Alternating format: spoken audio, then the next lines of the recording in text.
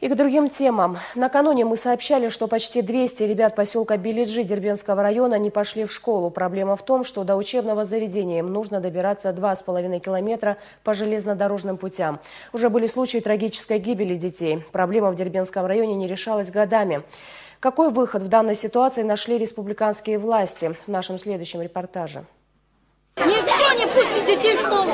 Учебный год у школьников поселка Билиджи начался вовсе не с праздничной линейки и напутственных слов, а с митинга и возмущений их родителей. Мамы и папы отказываются отпускать детей в школу, что в 2,5 километрах от дома. Идти надо либо по разбитой, либо по железной дороге. В обед провожают, включали вечером, но всегда машина же не бывает.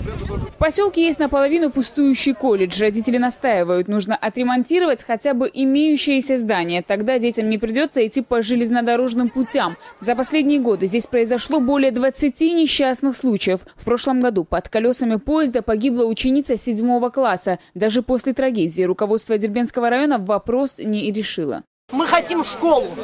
Действительно, как все говорят, в первую очередь школа. И мы знаем, что тяжело все. Ну, здания здесь стоят. В течение 3 месяцев можно было его полностью сремонтировать. Однако никто никакие меры не принял.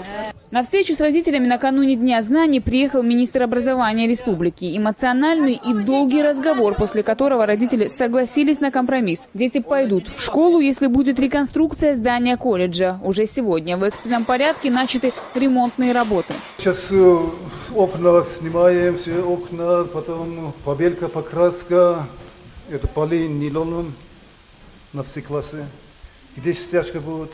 У строителей чуть меньше месяца, чтобы привести в порядок кабинеты. Мебелью и школьным инвентарем обеспечит Министерство образования Дагестана. А пока детей будут возить в соседнюю школу на автобусах.